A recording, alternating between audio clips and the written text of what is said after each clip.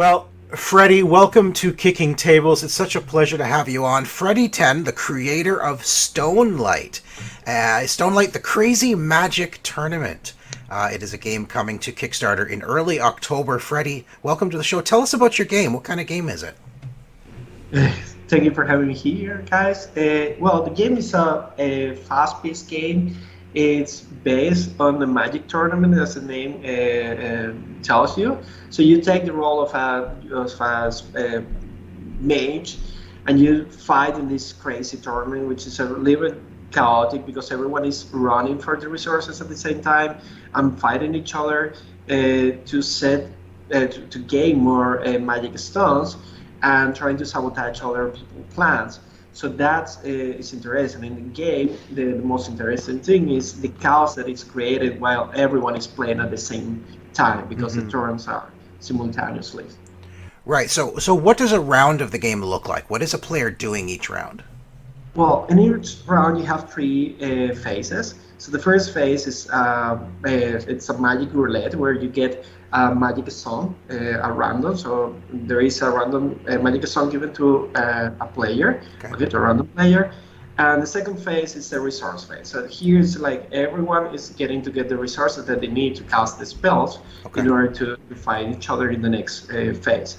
And in this phase, each player has a unique character, okay, during the game. And this unique character comes with a special abilities that activate in this resource collection phase. Okay.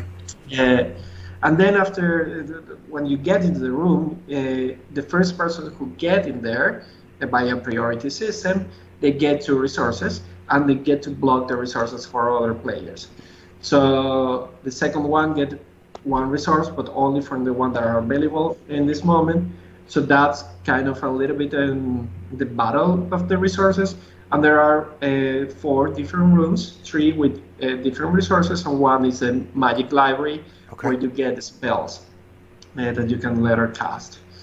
And the third phase is a magic battle where you use your spells, the ones that you can cast, and you select a player that you want to cast this spell on. You Okay. can choose yourself as well, and then you just say one, two, three, and then you throw the spells on the target that you want to cast, and everyone does that at the same time. So it's a little bit chaotic because you don't know what everyone is doing, and then maybe you're defending yourself or trying to defend yourself Right. or to attack someone, but then you don't know what's going to happen with your spell because it can be redirected or it can be canceled, or there's so many interactions and crazy things going on that you don't know what to expect. Right. Right. And the game is you have to get 6 magic stones. Is that correct? Yes, And that to exactly. win the game. Correct. Awesome. Oh, very cool.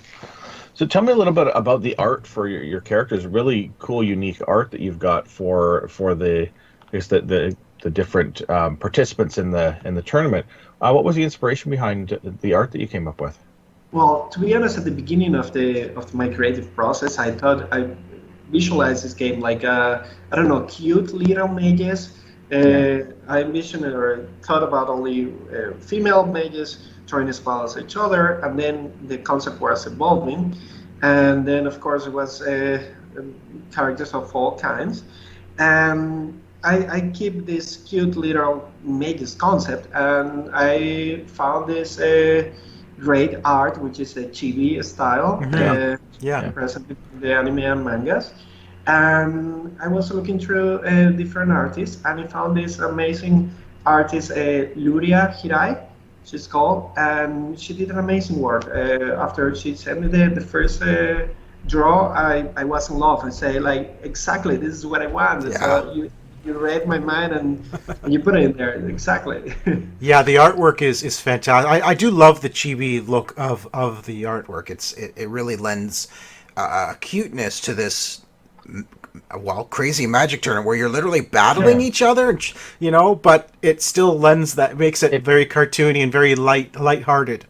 yeah, it makes it feel quite a bit more sort of family friendly than if you'd gone with sort of like a very dark Right. and sinister art style, which I love about that the art style sort of defines the openness to the game. Yeah. Yeah, exactly. That's one of the things I wanted to get with this game. So I wanted this to be a light game, light and fun, so you can play with your families and your friend after you play a very intense and heavy strategy game. Something to just let it go and have some great fun and some laugh and be mean with all your friends and stuff. So this is what I was going for, and I think this style capture this essence and let you like go all the stress that you have. Yes, yeah, it does. It does feel that way. Now, I'm curious about the simultaneous resolution of spells in stage three.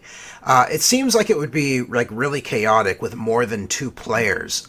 Do you, how is it balanced for less players or for two players? I understand you have a two-player variant that's going to be available. How does it play differently than say three or four players?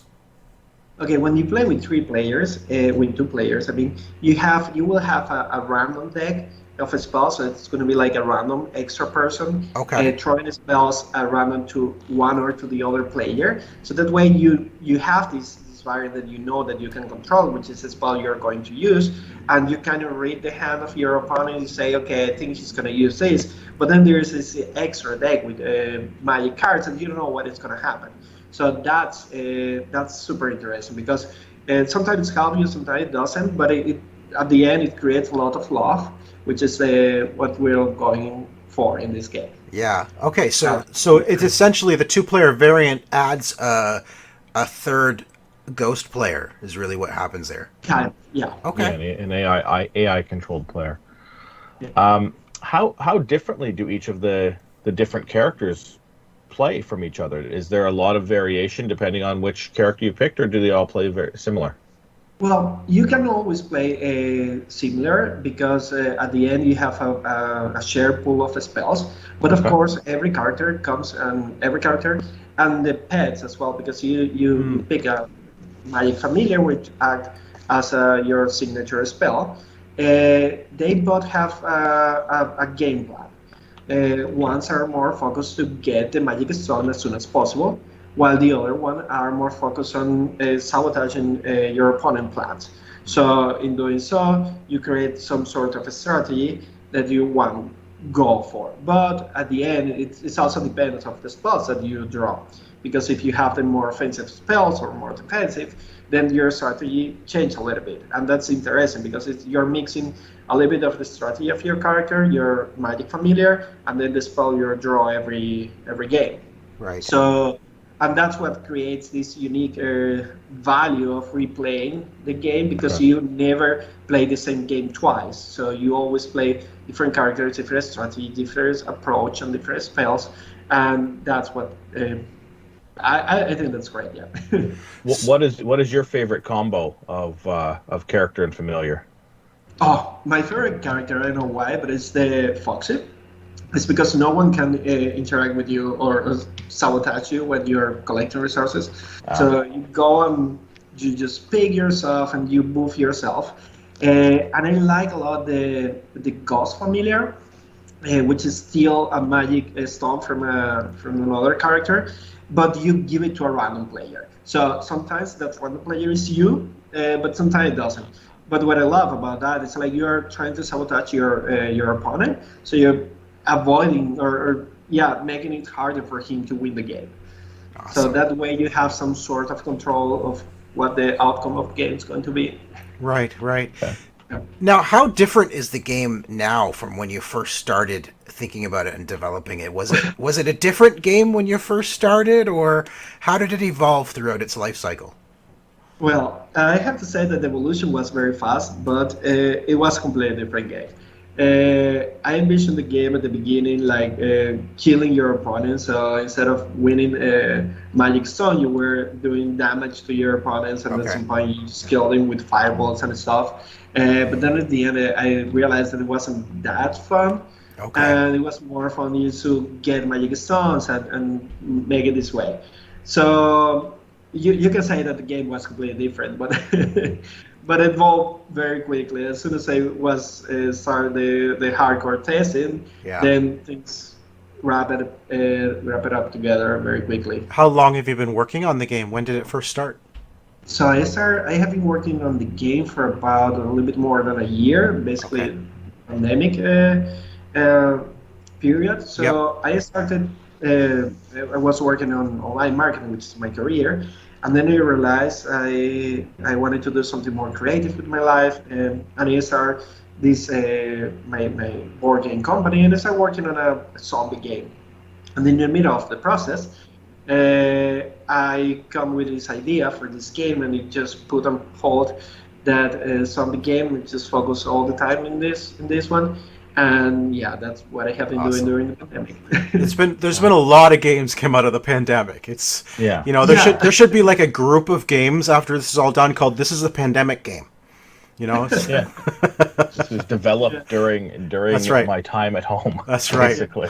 But it's so funny because it was just before the pandemic that I decided to create the company, and I decided to start the zombie game, which is a completely different game, but based on a virus that attacked the humanity, and then everyone turned into zombie, Yeah. and then things happened, and it was like, oh my god, Yeah, a little too close to home. Yeah. exactly. So, and it was a very intense game. So I just wanted to go for something softer at the beginning, and Right. then just evolve from there for a different concept. Yeah. Right. Right. Yeah. Very cool. So with your Kickstarter campaign, do you have any stretch goals or anything like that that you can tease for us? Yes, I will have a lot of stretch goals. And well, a lot is it's a lot to say, but I will have some stretch goals. I want to create also like a premium version of the game. Okay. I'm already discussing the tokens and the pieces that are going to be created for this version, which is going to be plexiglass tokens for the magic stones and stuff like that. Nice. It's going to be really beautiful. And for stretch goals, I will include an improvement on the two version players, which is going to be supported with a special board for the two players, which is a special deck of cards Okay. for the boss player, which contains a spell that are not inside of the current version. So yeah, there's gonna be some surprises as well. Awesome. Very nice. Excellent. Well, listen, Freddie, we're at the point in our show where we want to get to know you a little bit better outside of your own game, your board gaming habits, that sort of thing. You ready for this? Just 8 really quick questions. Just answer Okay, them as quickly as you can. You ready for this? as ready as it can be. Okay. Favorite classic game? Strategy games. Okay. Favorite childhood game? Oof, I will say the one with the stairs and the snakes. Okay. Ah, Yep. The Snakes and slides. ladders. Yeah. The Snakes stairs. and ladders. Snakes and ladders. Yeah. Competitive or cooperative? Oh, cooperative. Okay. Co Yeah. Dice or cards? Oh, what was the first one? Sorry. Dice or cards? Dice for sure. Yeah. Or cards. Ooh, no, cards. Sorry, Okay. cards. What's a game you always win? Oh, a game. I never win a game all the time. That's fair. What's your favorite game mechanic? Ooh, random stuff. I love random stuff. Okay. Science fiction or fantasy? Ooh, a mix of both, if possible. So, like Star Wars. Uh, Star yeah, Wars is science fiction fantasy. exactly. What's your favorite modern game? Modern game. Ooh, I love the Small World. Oh, yes. That's a good game. Awesome. That's it. Real quick. Okay. Yeah, real quick. Listen, Freddie, it's been such a pleasure having you on the show. Before we let you go, what do you really want people to know about Stonelight, the Crazy Magic Tournament, and why should they back the game? Okay, so I would say that it's a really fun to play game. You're gonna crack yourself laughing with your friends or your family, and you're gonna have a great time playing the game. And it's hilarious because it's also full of strong emotions. So you're gonna hate your family at some point, or you're gonna love them. So there's some times where you want to flip the table. So yeah, it's just a lot of fun. Awesome. So that's coming to Kickstarter in early October. So everybody keep an eye out for that. There is a link, or there will be a link once we have it down in our description. So everybody check that out. Freddie, thank you so much for being on the show, and good luck with your upcoming campaign. Thank you very much, guys, and have a great day.